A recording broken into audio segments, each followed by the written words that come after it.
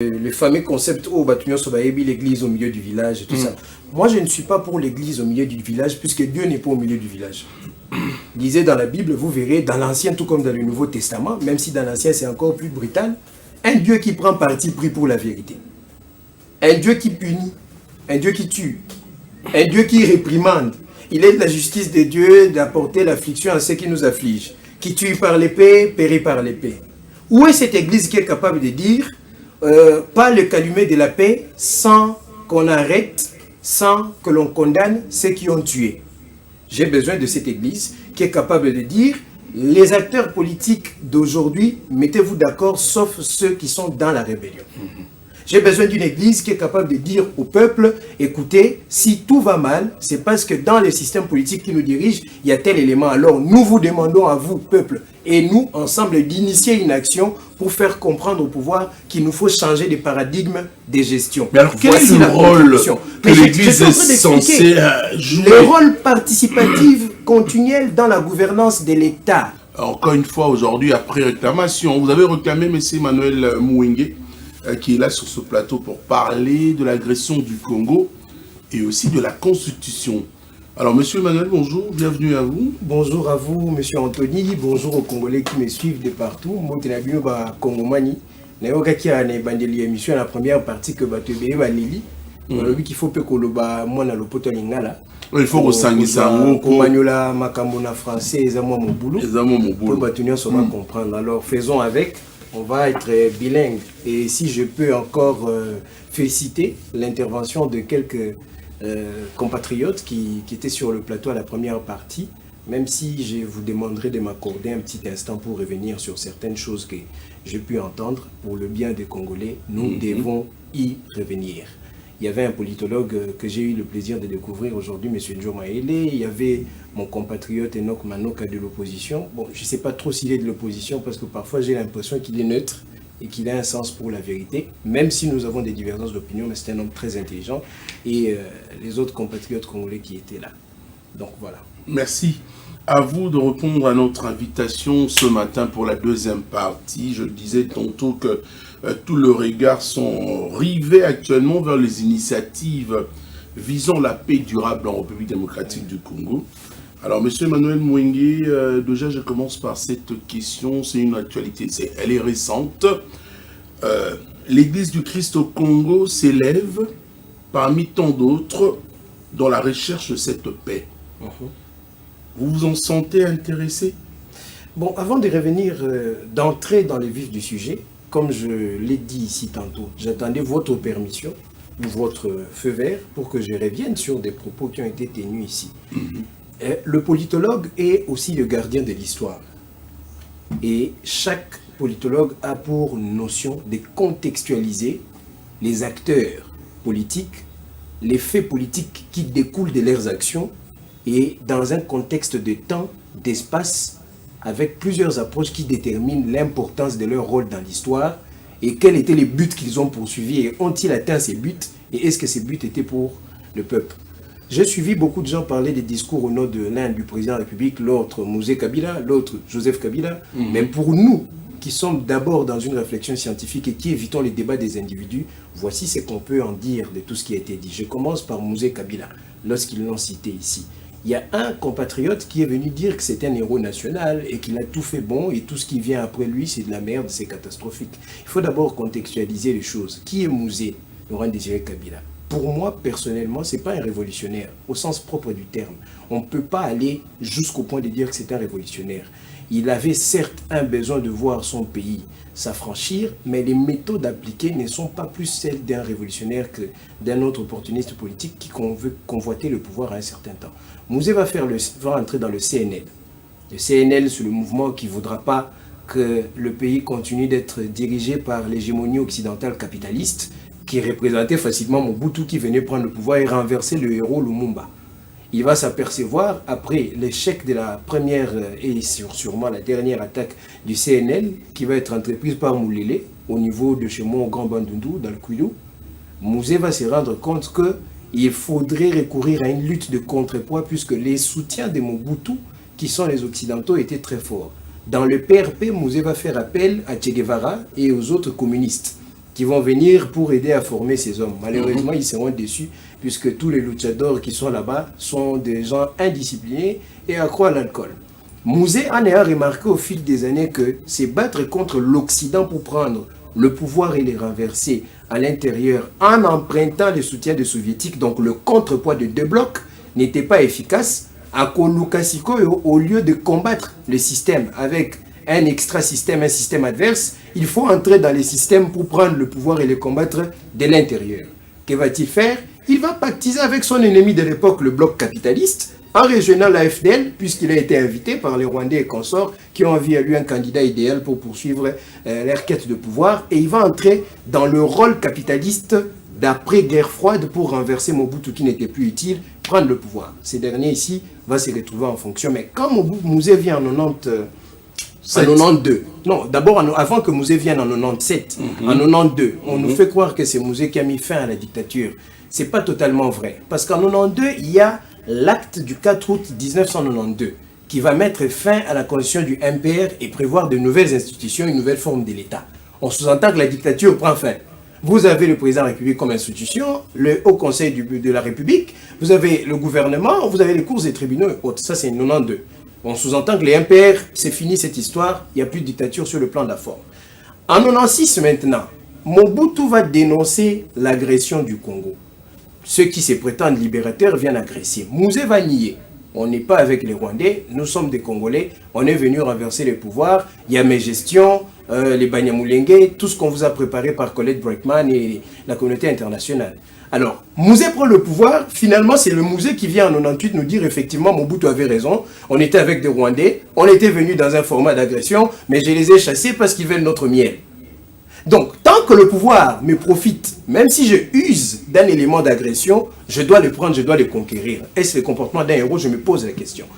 Quand il chasse ces gens, il va être renversé. Finalement, lui va mourir et vous connaissez la suite qui arrive. Alors, si on fait une rétrospective, une analyse biographique, une approche sociologique pour voir qui l'ont soutenu, selon Max Weber sur le leadership, vous comprendrez en quoi consiste l'approche sociologique. L'étude d'un parcours d'un leader politique, on comprend qu'il a été plus opportuniste pour sa propre vision du Congo que beaucoup plus dans la logique pacifique comme on l'était dans la CNS, la Conférence nationale souveraine. Et que Mouzé, au lieu d'un héros, moi je préfère les termes repenti, qui a commis l'erreur de traiter avec le Rwandais, puisque tout ce qu'on vit découle de lui. Et c'est justement pour ça que j'avais besoin qu'on étudie les rapports entre l'agression et la Constitution pour qu'on comprenne au fil des années ce qui s'est. Et pour finir encore, j'ai entendu mon compatriote parler du problème d'homme. Presque tout le monde en parlait ici. Le problème d'homme n'est pas un problème de régime, c'est un problème de partis politiques et d'éducation familiale. Les partis politiques fournissent les hommes qui dirigent le pays, oui ou non? Alors, quand vous parlez de problème d'homme, c'est qui nous dirige, mais le parti politique a pour mission de faire la socialisation aux valeurs politiques de ses militants. Les écoles des militants n'existaient plus. Qui en forme? Quand vous connaissez le contexte de naissance des partis politiques, comme la CONACAT par exemple, qui a été citée ici, le congrès, la convention, la convention nationale pour la défense des intérêts des Katanga ou quelque chose comme ça, je ne sais pas si c'est convention et autres. La CONACAT, non, la convention des associations tribales du Katanga. Pour être dans la CONACAT, vous devez d'abord être d'une tribu katangaise et d'une association tribale qui regroupe les ressortissants de la même tribu. Et c'est ça qui va devenir des partis politiques après. Même si on change des termes, union de démocrates, union de patriotes, le noyau d'origine, c'est la conception ethnographique et les critères de recrutement pour les institutions ne sont pas des critères de formation parce que les partis politiques ne forment pas, mais réclament d'autres critères d'adhésion. C'est comme ça qu'aujourd'hui, il est difficile pour des gens comme nous d'être dans des partis politique. Et dernièrement, j'ai entendu Maître Enoch Manoka, que je respecte beaucoup, dire que, je ne sais pas si j'ai bien entendu, l'article 2 ou le 217 et parler des matières susceptibles d'un référendum par le peuple. J'ai lu les deux articles, je n'arrive pas à me retrouver. Parce que dans le 2, bon, il a dit le peuple peut faire naître de provinces et autres, je ne sais pas. Est-ce que c'est dans le contexte d'un référendum? Parce que je n'ai pas trouvé. S'il peut nous revoir ça, les gens peuvent lire. Je peux vous lire si on a encore le temps. Je vais prendre le 10 derniers. Très rapidement. Je n'ai pas compris. Je prends le 217, l'article 217 en premier, avant d'entrer dans l'article 2. Voici ce que le 217 dit. Voilà, 217. C'est dans la Constitution au téléphone, comprenez, on est en train d'enrouler très vite. Voilà. Décembre 17, je ne sais pas. Peut-être qu'il m'expliquera quand c'est vrai. La République démocratique du Congo peut conclure des traités ou des accords d'association ou des communautés comportant abandon partiel de souveraineté en vue de promouvoir l'unité africaine. C'est la notion des traités et des accords qu'il y a ici. Je n'ai pas vu quelque chose susceptible d'une question référendaire. Alors, on va arriver à l'article 2, mais parle de provinces, certainement. La République démocratique du Congo compte 25 provinces, ça c'est le premier alinéa. Deuxième alinéa, on explique les provinces, Kinshasa. Donc, je n'arrive pas à m'y retrouver, au moins peut-être lui nous dira. Moi, je trouve que la question référendaire a manqué de subsistance. Pourquoi on doit convoquer un référendum? Comment il doit être organisé? Il était donc nécessaire qu'il ait une loi qui contextualise cette notion constitutionnelle, puisqu'on renvoie à une loi. Et donc le Parlement a le droit d'adapter cette loi aux besoins du peuple. La légalité de la loi, c'est qu'elle est prévue par la Constitution, qu'il faut une loi qui encadre les référendums. Et la notion sociologique voudrait qu'on spécifie les matières éligibles au référendum. Donc pour parler maintenant de pasteurs dans leurs congrégations religieuses différentes qui décident d'entreprendre une démarche pour le soutien du changement ou de la révision, moi je pense que les églises sont libres d'opter pour le combat qu'elles veulent mener, toutes ces églises, toutes ces congrégations religieuses, mais seulement il faudrait que ce combat repose sur un élément consistant. Vous défendez la question du changement, oui.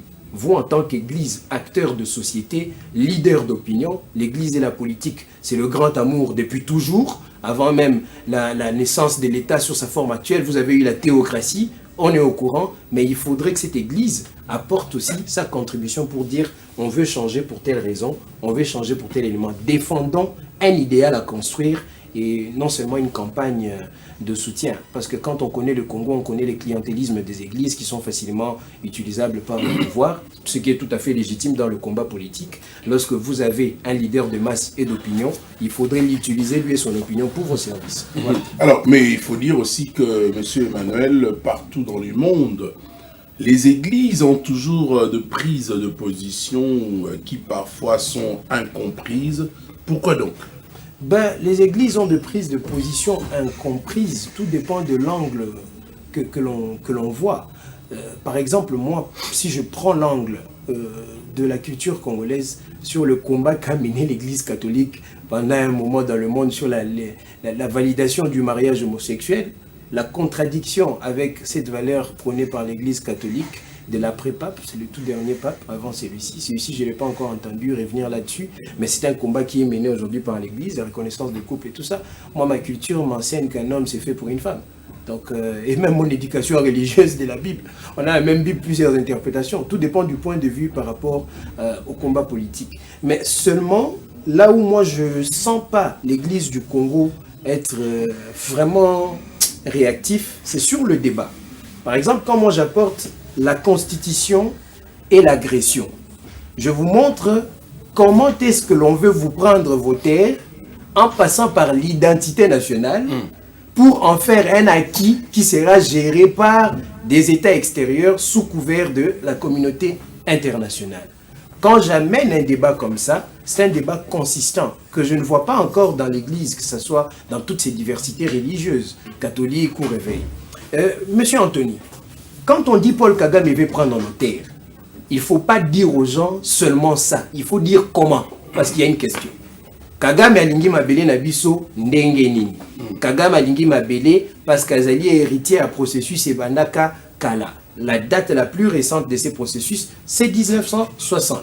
Lorsqu'il y aura un groupe de réfugiés rwandais qui viendront avec une philosophie que moi j'appelle le kagamisme aujourd'hui, koyebisa bande konabango tuti utu bazalaka wa avant bango ba réfugiés à 60 baya que ndenge bokota wa mboko ezali monene, il faut to sangana poto s'imposer na ba site nyonso ya ba ressources ya mboka to kanga mboka en otage pe to sala que ba institution politique et to sa biso le lenge esengeli ba reconnaître bino comme des propriétaires que vous prenez. La première étape, c'était l'acquisition d'influence dans les territoires nationaux et l'introduction dans la sphère politique, dans le but de s'imposer et de conduire à une naissance des textes, donc l'approche normative, qui reconnaît maintenant cette imposition comme légale. Et là, il y a un moment où qui joue, on a papa Emmanuel, oui. Et qui va tout mingi va bien nga ba réaction là-bas. On a tout na qui au motuna ceux qui selon yo banyamulenge baza ba congolais parce que mon konzambo kaye mon coupé a confirmé au effort. Oui, le président de la République que je respecte beaucoup et j'ai toujours dit que je le soutiens avec un cerveau mais pas avec des sentiments est une personne qui joue un rôle aux différents nanga inayo. Président de la République azali face il y a rhétorique ou narratif rwandais au ezala qui est adoubé par la communauté internationale au ezala que soko meki moi vérité nanga mwana babandi ko sanctionner to ko acculer yo côté na position moko boya bien té. Alors il est face à la vérité réelle et la vérité politique qu'il faut défendre pour ne pas avoir de problèmes avec les partenaires extérieurs et autres, surtout que tozo bonde la bango na libanda baya kotika système na bango pour kimia ezonga. Mais cette lutte entre la vérité vraie et la vérité politique internationale, comme quoi il serait congolais marginalisé, un gros mensonge, fait en sorte que le président a une double communication. Naloba Ango, quand j'étais en 3e gradué à l'UNIKIN, c'était pendant le cours, je crois, de séminaire au système politique comparé. La communication politique en temps de crise, c'est parfois, sur certains sujets, ne jamais dire ce que l'on pense, ne jamais penser ce que l'on dit, mais faire ce qu'il faut.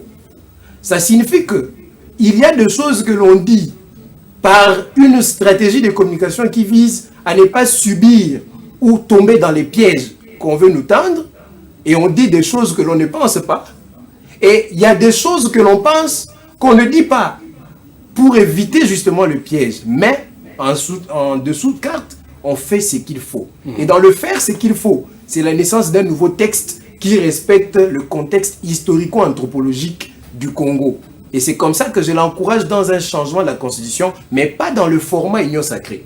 Une révision ou un changement... Quel est le format de l'Union Sacrée? Le format Union Sacrée, c'est la conservation de postes, tout simplement, c'est tout.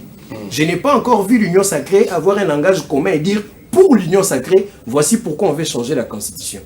J'ai vu quelques acteurs se distinguer comme Godem Pouy, qui a une raison potable et valable. Mais la double communication du chef de l'État, là où il vient dire la vérité, c'est devant la diaspora. Il dit aux Congolais, les Banyamulenge sont comme vous, ils sont venus comme vous en Belgique, ici. Mais les contextes, d'ailleurs, ce n'est même pas les Banyamulenge, les Banyarwanda.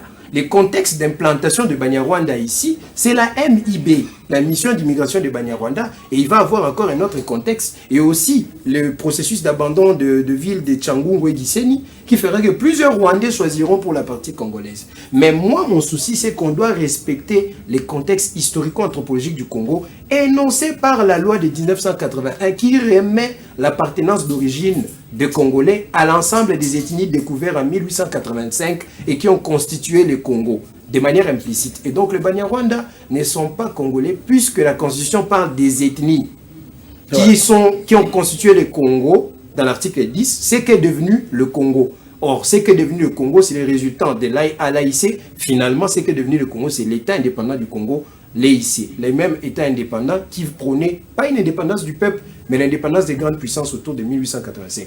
Makamna Lobia ou sur l'influence qu'il fallait prendre en 60, Yango, du CNDP au M23. Page 11. Suivez ce qu'on dit. L'indépendance rwandaise en 1962 donna lieu à une nouvelle vague d'immigration. Il s'agissait cette fois-ci d'un groupe plus affluent composé en grande partie des Tutsis qui cherchaient à fuir la persécution.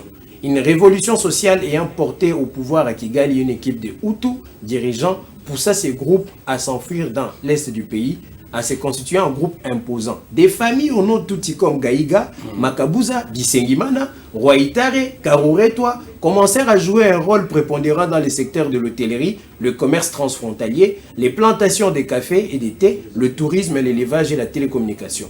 Hôtellerie et autres. Tant que M23 Bazui, Est Yambo Canabiso, Bakotina Goma, beaucoup de gens étaient étonnés de voir que serveuse à Zalaka na bar, femme de chambre à Zalaka na hôtel à Simbi Manduki. C'est un processus qui remonte à très longtemps. Ça, c'est la vérité qu'on ne vous dira pas et la vérité que vous devez savoir. Voici maintenant ce qui prouve encore que j'ai raison. Prenez le projet ou Salama. Voici ce qu'enseigne. On enseigne au M23 quand ils partent en formation au Rwanda. Le projet au Salama. Voici ce qu'on dit. Un leader de l'ex-CNDP s'est souvenu d'un discours prononcé à cette époque par son commandant rwandais, l'ex-CNDP, l'actuel M23. Le livre s'appelle « Du CNDP au M23 ». Vous voulez comprendre les plans de Kagame, derrière les rébellions à l'Est. Lisez ces livres, évitez d'écouter toutes sortes de politiciens ou encore des prétendus historiens qui viennent faire de Kagame votre papa. Alors, l'origine, voici ce qu'il dit. Ces textes-leaders du CNDP actuellement, M23 Zolobaboy, il nous a dit ceci, wana commandant na bango na Rwanda zo formé bango. Nous sommes tous Rwandais, un tout petit Congolais, ça n'existe pas.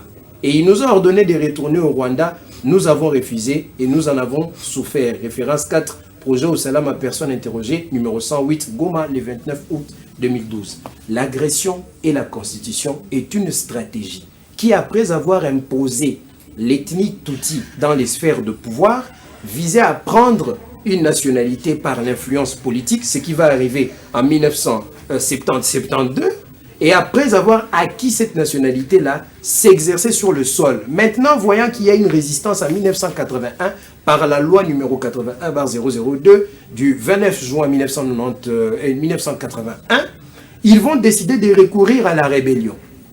C'est-à-dire, quand vous ne voulez pas nous imposer à l'intérieur et nous laisser avoir une zone d'influence propre à nous, nous allons vous combattre pour vous forcer à céder. Or, quand on va vous combattre, vous devez céder sur deux volets.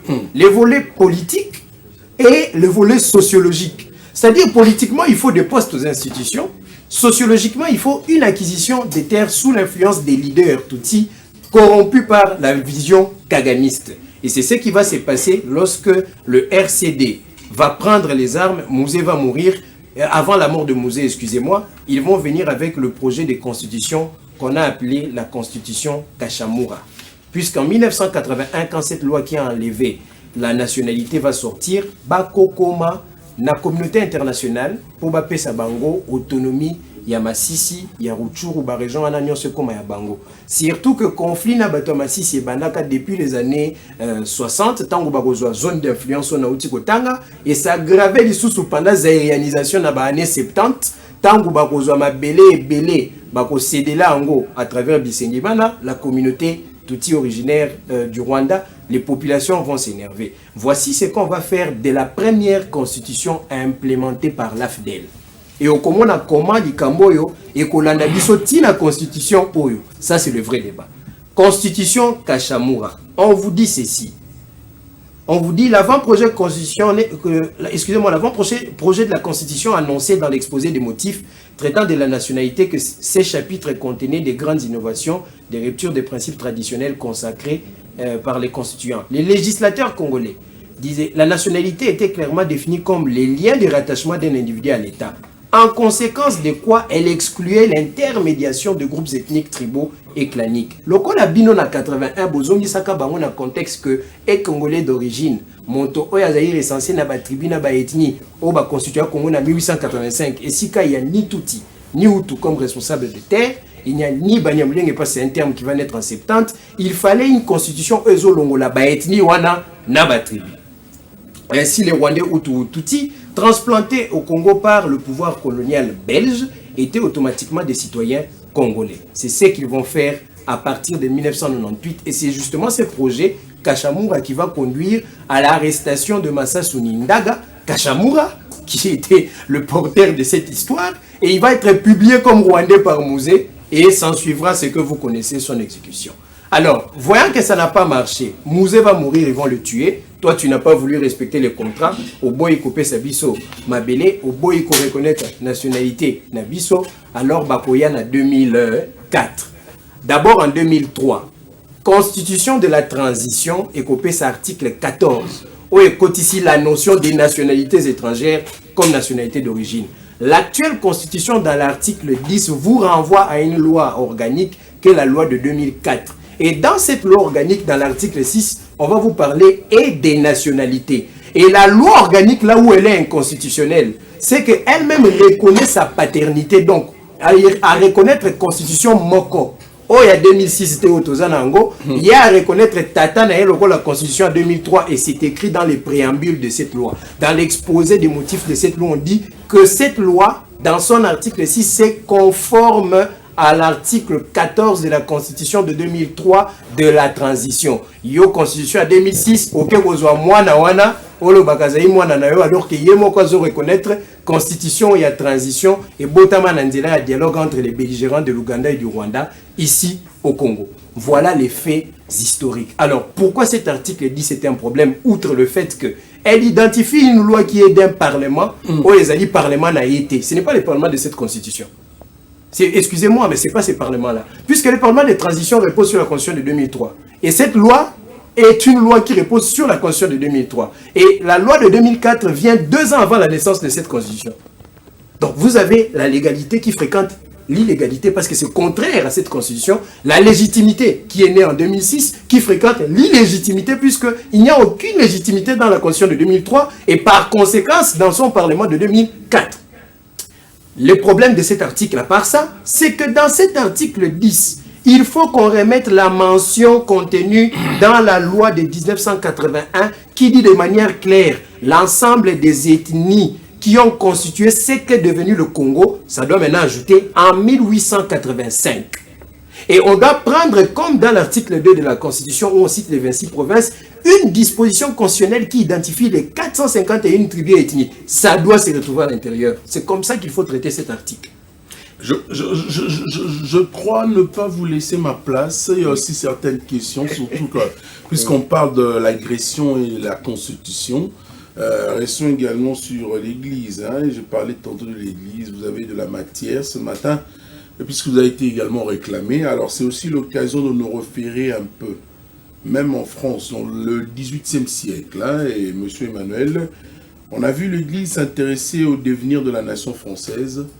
Là, si j'ai bonne mémoire, avec la présence de cardinaux Richelieu et Mazarin. Alors normalement, quel rôle est censé jouer une église, par exemple? C'est la première question. Déjà, l'ECC, Église du Christ au Congo, propose que les acteurs politiques congolais puissent fumer le calumet de la paix avec un schéma précis. D'abord, la grande mouvance dite le professionnalisme, pardon, le protestantisme, si vous voulez bien, religieux, à laquelle appartient l'ECC. Souhaiterez-vous quel schéma de paix? Parce que il propose, l'ECC prône le dialogue. Oui, mais moi je pense qu'il y a un manque de contenu. Moi je crois que l'Église dans son rôle, on parle de le fameux concept « Oh, Batunyo Sobaebi, l'Église au milieu du village » et tout ça. Moi je ne suis pas pour l'Église au milieu du village puisque Dieu n'est pas au milieu du village. Lisez dans la Bible, vous verrez, dans l'Ancien tout comme dans le Nouveau Testament, même si dans l'Ancien c'est encore plus brutal, un Dieu qui prend parti pris pour la vérité. Un Dieu qui punit, un Dieu qui tue, un Dieu qui réprimande. Il est de la justice de Dieu d'apporter l'affliction à ceux qui nous affligent. Qui tue par l'épée, périt par l'épée. Où est cette église qui est capable de dire pas le calumet de la paix sans qu'on arrête, sans que l'on condamne ceux qui ont tué? J'ai besoin de cette église qui est capable de dire les acteurs politiques d'aujourd'hui, mettez-vous d'accord, sauf ceux qui sont dans la rébellion. J'ai besoin d'une église qui est capable de dire au peuple, écoutez, si tout va mal, c'est parce que dans les systèmes politiques qui nous dirigent, il y a tel élément. Alors nous vous demandons à vous, peuple, et nous, ensemble, d'initier une action pour faire comprendre au pouvoir qu'il nous faut changer de paradigme de gestion. Mais alors quel est le rôle que l'église est censée jouer? Le rôle participatif continuel dans la gouvernance de l'État, avec son apport ecclésiastique. Pas seulement en termes, je ne sais pas moi, de prédication dans l'église, mais en termes de productivité. L'église produit quoi? Vous avez aussi votre apport dans la gouvernance de la société. Ce n'est pas une église qui ne se fige que quand il y a un grand débat au centre d'un régime, par exemple celui du changement, ou encore quand il y a un grand débat en ce qui concerne l'alternance. Vous voyez sortir des gens dans les rues, allons marcher, mais c'est aussi le débat qui commence dès le premier jour de mandat d'un chef d'État, qui commence dès le premier jour d'action d'un parlement législativement élu, d'un parlement investi, d'un parlement qui joue son rôle dès le premier jour, une église qui est dans un suivi, une église qui a un contenu pour dire aujourd'hui nous en tant qu'église nous avons observé une prolifération des filles mères, voici ce que nous nous proposons parce que ces filles mères viennent déposer leurs enfants dans nos églises, voilà notre proposition. Elle est où cette église? Elle n'existe pas. Je suis désolé. Donc on a des églises circonstancielles. Son rôle c'est celui-là, c'est un accompagnement continuel, présent, fréquent. Quel est ce pasteur qui peut sortir aujourd'hui, fournir tel document et dire en 5 ans, Nous avons ne fût-ce que fait 2 propositions pour améliorer la gouvernance de l'État dans tel secteur, nous en tant qu'Église, puisque ce secteur a même un rapport avec nous. Et d'ailleurs, je lis le document, vous parlez de document, je suis en train de lire le document de l'ECC. J'ai lu l'ECC qui s'érige en faveur d'un dialogue qui puisse répondre aux exigences d'un cadre national inclusif et apaisé, conformément aux dispositions de l'article 5, 218, 219 et 220. Pourtant, l'ambiance générale, M. Emmanuel, en République démocratique du Congo, est dans les changements de cette constitution. Oui. Que peut-on en comprendre? L'ambiance générale est dans les changements de la Constitution, oui. Mais l'Église a opté pour les changements au nom de quoi? C'est la bonne question. On bat campagne pour qu'on change. Vous avez quoi comme contenu? On va changer pourquoi? Moi, j'ai mon contenu. Ah, je ne suis même pas encore entré dans le 51. Encore moins dans le 217. Je ne suis pas encore là-bas. Et la liste est longue. Référez-vous à des gens comme Boniface Kabissa, que j'ai toujours cité ici. 47 articles dans la Constitution nécessitant une révision, même peut-être un changement. L'Église défend un combat avec une raison. Il faut une raison. Le problème avec la gouvernance de ces pays, je l'ai toujours dit, les Congos a négligé les scientifiques, a abruti les scientifiques, les a rendus dépendants de l'argent. Mes professeurs que je respecte beaucoup, puisqu'ils ont fait de moi l'homme que je suis, sans eux je ne serais pas ce que je suis, malheureusement parmi eux il y en a beaucoup qui sont maintenant devenus à la solde de tout le pouvoir politique. Vous avez un enseignant plus dans la politique que dans l'université. Le problème c'est ça, donner cette liberté aux scientifiques de vous dire la vérité, de vous dire quoi faire. Il n'y a pas un pouvoir qui s'autosuffit, il y a une complémentarité. La société est un grand apport dans l'étude pour une meilleure gouvernance et dans la décision pour une meilleure gouvernance. Si l'on sollicitait l'ECC, par exemple, Emmanuel, pour la rédaction d'une nouvelle constitution, pour imprimer d'ailleurs un nouveau départ à la nation congolaise, serait-il enchanté pour vous? Non, malheureusement, s'ils ne sont pas capables déjà maintenant de nous dire pourquoi il faut changer, comment vous voudrez qu'ils impriment un travail? Moi, mon problème, c'est la manière de faire. Oh non, il est contre les changements. Non, moi, je défends les changements de la Constitution bien avant ces débats. Depuis longtemps, je l'ai hérité de mon défunt père. Pourquoi? J'avais à peine 13 ans ou 15 ans. Lui me disait déjà, tiens, voilà ceci. Déjà, vous me posez la question, pourquoi? Quand vous avez eu un père qui a été expert pour les Nations Unies dans les questions liées au conflit à l'Est, un homme qui a étudié de fond la question de l'Est. Mon père est du Kwilu, était du Kwilu, paix à son âme, mais cet homme parlait le Swahili, le Nandais, il parlait plusieurs langues, même les langues de l'extérieur. C'est un polyglotte. Mais oui, il était polyglotte. Il vivait, par exemple, il passait des temps en forêt avec le chef Kawa. Il était en mission 3-4 jours avec des rebelles. Il est en train de prendre, et finalement, donc, quand on grandit avec un homme comme ça qui a la capacité de vous dire, fils, voici le problème du Congo, la guerre est une crise identitaire fictive. Voici comment il procède et qui vous laisse des héritages qui vous poussent même à aller faire sciences politiques. Je ne crois pas que vous aurez la même vision que ces gens. Voilà comment vous produirez quelque chose de consistant qui nécessite que dans les plans de l'ennemi qui passent même par la Constitution, puisque eux, ils protègent cette fameuse loi et l'ont donc attaché de manière implicite à la Constitution, parlant simplement d'une loi, mais qui est la seule loi sur la complémentarité. Ils ne veulent pas qu'on touche à cet article. Eux qui n'ont pas voulu qu'on maintienne la mention 1885 comme dans l'ordonnance qui a valu leur demande d'autodétermination, eux qui ne veulent pas qu'on touche à la question des minorités qui ne repose ni sur les ethnies, ni sur quoi que ce soit, puisque cet article 51 c'est limite aux ethnies et met un point, et après les minorités, on ne sait pas les contextualiser sociologiquement parlant où, puisqu'il n'en a pas. Alors, il faut que cette église arrive à fournir le pourquoi, donner un contenu comme nous autres, et les gens vont suivre. Et maintenant, après la prochaine étape, une réunion d'un débat avec les opposants pacifiques, je précise, qui voudront bien, les scientifiques comme nous autres, les sociologues... Vous optez pour un dialogue? Je opte pour un dialogue spécifique, pas pour un dialogue dans la coutume des dialogues à la congolaise. Pour s'entendre, on va avoir combien de postes à venir. Les postes politiques ne résolvent pas le problème de la crise.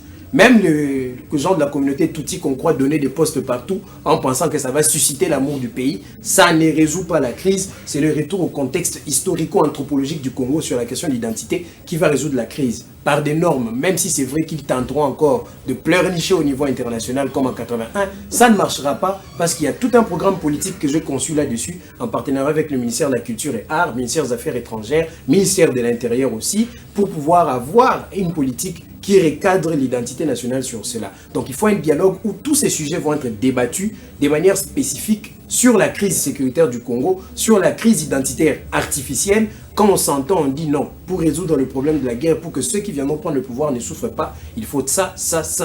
Nous proposons ceci. Et si on veut, on peut parler après du temps de glissement au cas où il n'y a pas élection en 2028. Ce que je pense définitivement, il n'y en aura pas. Ça, je peux vous le dire, il n'y en a pas. Et on s'entend sur ce qu'on va faire après. Et on s'entend sur les acquis que cette constitution doit avoir, la nouvelle, pour sauvegarder l'alternance, puisque ce n'est que ça qui intéresse les opposants aujourd'hui. Quand il s'agit des débats de société continuels, ils ne sont pas là. Le péché de l'Église, c'est leur péché. Bref, c'est le péché de la société congolaise qui voit le monde politique comme un monde de succession et non de gestion. Bon, monsieur Emmanuel Mouingué, avec vous toujours, on a tellement de la matière à traiter, mais bon, le temps toujours. Hein, mais on va quand même poser quelques dernières questions, puisque nous arrivons déjà à la fin de cette tranche animation. Ça, c'est aussi un avis, ou bien de l'avis de tous les observateurs. L'actuelle constitution se doit d'être changée, car elle était l'émanation de l'époque de belligérance des années 1998 à 2005. Alors, ma question, à présent, M. Emmanuel, que les choses ont pris une nouvelle tournure, peut-on toujours être embarqué dans ces textes presque caducs?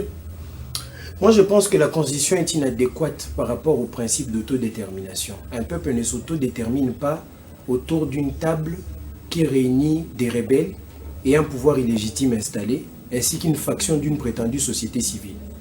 C'est ça l'histoire du Congo, malheureusement. Les kabylistes, les qui que ce soit qui vont se plaindre, chialer, vanter les pactes intercongolais comme la renaissance d'un Congo sont absolument à côté de la plaque. Et je le comprends déjà dès le moment où on s'appelle kabyliste. La suite, votre pensée est aliénée par un individu. Quand on s'appelle tshisekediste, vous avez une aliénation de pensée. Pensons rationnellement. Entre la CNS et les accords de Sun City, quand vous comparez la naissance de deux concepts, dites-moi, qu'est-ce qui a plus de légitimité symbolique que l'autre? Parce que la CNS, la Conférence nationale souveraine, va naître dans un contexte d'implosion interne. Le peuple ne veut plus de la dictature, des marches, des morts et consorts. Et cette dernière va s'asseoir dans ce style, tandis que Sun City, c'est un contexte d'implosion armée, une rébellion ou plusieurs. Une prise de pouvoir par la force d'un pouvoir illégitime qui hier était traité d'agression en 96, 97, 96. Les agresseurs prennent le pouvoir, mais entre eux, ils se factionnent en deux parties. D'autres agresseurs mécontents reviennent par les mêmes mécanismes. Maintenant, c'est une réunion d'un pouvoir illégitime des anciens agresseurs et d'autres agresseurs en faction, déterminés à régler le problème avec les anciens partenaires, qui vont se réunir et dire, appelez quelques gens de la société civile, on va construire. Mais quand je vous parle de la Constitution de 2003, qui va vous introduire la continuité de la Constitution Cachamour et de 98. Puisqu'on ne veut pas supprimer les ethnies et les tribus, gardons vos ethnies et vos tribus, mais on inclut notre statut de nationalité étrangère à l'intérieur. Puisque quand je vous parle de cette histoire de 1981 qui met fin à l'histoire de 1970, ce sont les intérêts justement. On va poser les jalons de l'agression du Congo par rapport au contexte d'acquisition de postes. Et lisez le chapitre 2 de Sun City. Ce qui va tuer définitivement l'État, parce que pour bien asservir l'État, il faut le monopole de la force publique. Vous devez contrôler l'armée, les services de sécurité et autres. Ce qui va enterrer l'État zaïrois, reconnu pour sa force militaire, c'est le chapitre 2 de Sun City, qui vous parle du brassage et du mixage par le terme restructuration des FAC, Forces armées du Congo, par l'inclusivité des milices et des groupes armés. C'est bien écrit noir sur blanc. Et c'est le papa du brassage et du mixage, Sun City. Et vous aurez donc une armée difforme où aujourd'hui vous avez plus de 50 généraux arrêtés pour haute trahison. La plupart d'entre eux, non, moi je suis venu du RCD, moi je suis venu du CNDP. Mais c'est Sun City L'autodétermination, c'est le peuple. Et sans qu'il ait des gens extérieurs qui viennent, comme aujourd'hui Kagame bat campagne contre l'actuel régime. C'est pas ça l'autodétermination. Le vrai autodétermination, c'est un dialogue intercongolais pacifique, sans l'apport de ceux qui ont pris les armes, et un dialogue avec des gens qui ont la même vision de ce que j'ai dit. Si quelqu'un veut rester dans la convoitise du pouvoir pour dire non, pour moi, il doit seulement partir pour que moi je vienne, ben, qu'il aille voir ailleurs si on y est, parce que le vrai débat est là. Maintenant, il faut contrôler l'agir du pouvoir, parce que lui aussi n'est pas à pouvoir traiter ou cajoler ou caresser. Ce qu'on appelle l'union sacrée, c'est la MP de Kabila. Il faut qu'on se dise de vérité. C'est l'ancienne MP qui s'est greffée à Kabila, qui hier était le MPR et qui aujourd'hui continue avec Félix Tshisekedi et qui marchande tout ce qu'il y a à marchander et qui parle de conservation du pouvoir uniquement pour se maintenir là. Vous avez plusieurs acteurs politiques, je ne vais pas citer leurs noms ici, surtout que dans ces pays on déteste les jeunes, je ne vais pas citer leurs noms, mais on connaît, on sait qui est qui. Donc quand vous avez des gens comme ça, ne vous attendez pas à ce que le changement soit dans un débat comme celui que j'apporte de la vérité que le politique ne Vous veut pas militez dire. pour une nouvelle classe politique? Tout à fait. Vous avez dit que vous n'aimez pas être dans un parti politique. Mais qui vous dit? Mais on vous reconnaît au ministère de la Jeunesse. Qui vous dit? Vous avez travaillé avec... Une faction du souverain primaire, c'est bel et bien moi. Quand vous parlez du ministère de la Jeunesse, j'ai fait tellement d'émissions sur ça pour critiquer le mode de gestion de ces ministères, sa carence de substance et son champ d'action très limité. Moi, je suis une faction du peuple. Alors, je ne vous vois avez pas... travaillé là-bas? Non, j'ai jamais travaillé au ministère de la Jeunesse, jamais. Et d'ailleurs, si j'avais travaillé au ministère de la Jeunesse, il ne serait pas ce qu'il est aujourd'hui. Je suis désolé. Quand vous avez un ministère qui a un organe attaché à ses fonctions institutionnelles, qui a une décentralisation très effective sur le territoire, qui lui permet de prendre le problème de jeunes au niveau du Congo profond, au niveau de la source. Déjà, les ETD des entités territoriales décentralisées ont tous une faction du Conseil national de la jeunesse qui vous permet de consulter en temps réel et d'avoir des informations, alors que vous-même, étant ministre, vous êtes incapable de faire confiance à cet organe et vous voulez faire une tournée du monde entier. Partout, il y a des jeunes Congolais en 2 semaines. Vous pensez que ça c'est sérieux? Quand on fait un amalgame entre l'organe qui vous permet de faire cette mission et vous-même, votre désir de consulter, vous ne voulez pas d'une démarche institutionnelle, vous avez une démarche personnelle. Vous pensez que ça, c'est une bonne gestion? Non. Si j'y étais moi, j'aurais fait autrement. C'est un ministère décadent, il ne faut pas qu'on dise qu'on est éligible à des postes aux institutions si ces ministères nous reconnaissent. Non. On l'est lorsqu'on est congolais et qu'on a un besoin de mieux faire et qu'on en a les compétences et que le peuple décide de nous soutenir. C'est tout. Il n'y a pas de critères de parti politique, il n'y a pas de critères de background en politique et d'ailleurs les outsiders font ce que les autres qui ont été longtemps n'ont jamais pu faire. Emmanuel Mouingué, nous arrivons à la fin de cette tranche d'animation. Peut-être une dernière question ici, vos dernières déclarations. J'aimerais quand même entendre quelle rétorque faites-vous de ces mots d'esprit restés légendaires depuis le 19e siècle, si j'ai bonne mémoire, dans le monde germanique, disons que la religion est l'opium du peuple. C'est-à-dire qu'elle plonge les peuples dans le sommeil profond. Et aussi votre dernière déclaration pour aujourd'hui. Oui, parmi les éléments qui vont conduire à la naissance d'une classe moyenne, d'une classe ouvrière et d'un peuple sérieux, outre l'apport du gouvernement, il y a surtout le rôle clé des églises. Les jours où les églises vont dire aux gens, marchez dans la crainte des dieux, limitons le jour bon, toucher au nombre d'intercessions, non je ne veux pas, mais les jours où les églises vont dire aux gens, levez-vous, allez réclamer du travail, allez, voici le projet que vous devez faire. Le jour où les églises vont organiser le fidèle à pouvoir aussi être vivant dans le monde quotidien, plutôt que trop présent dans les églises, on pourra faire un pas. Il y a la part du gouvernement, il y a la part, bref, de notre société congolaise, mais seulement la religion devient l'opium du peuple lorsque cette religion encastre le peuple dans une logique de dépendance de Dieu en l'empêchant d'aller travailler. Quand on vous dit Nzamba Kosala, au lieu de vous dire que Tatawana Aibi Mbongo, Azali ministre et Aboeboe, si vous en avez les preuves bien sûr, alors Bino Bozalina va député. Il faut dire ça à l'église? Oui, il faut dire ça aux fidèles. Okay. Bino Bozala va député ou Pesa Bango mandat, et même le pasteur, quand il sait que tu as 10 députés chez toi, appelle-les et dit mais l'autre là ne fait rien. Vous êtes le Parlement, vous pouvez lancer un contrôle parlementaire. Assemblée ecclésia et que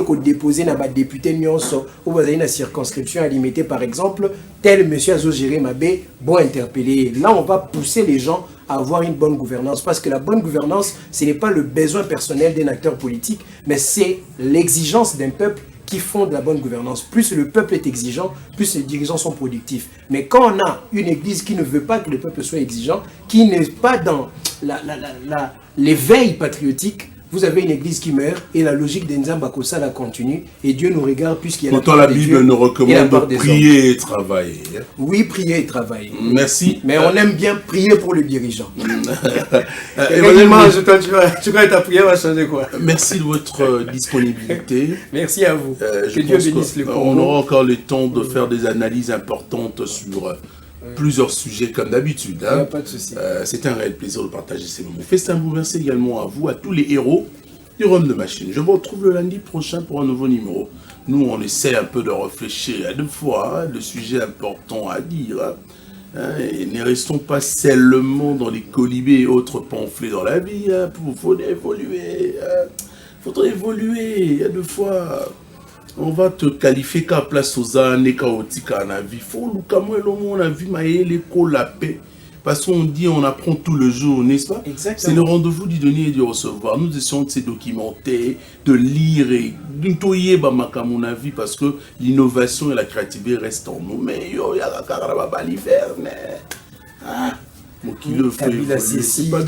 Ces débats-là sont sales. Les débats qui restent aujourd'hui encore, Rajibé, Ferré, Fali, tout ça. On ne veut pas apprendre. Pensons État. Pensons à l'avenir du pays. Mettons les individus à côté. Vois comment moi je ne suis pas dans les débats opposition, majorité, tout ça. J'aime pas ça.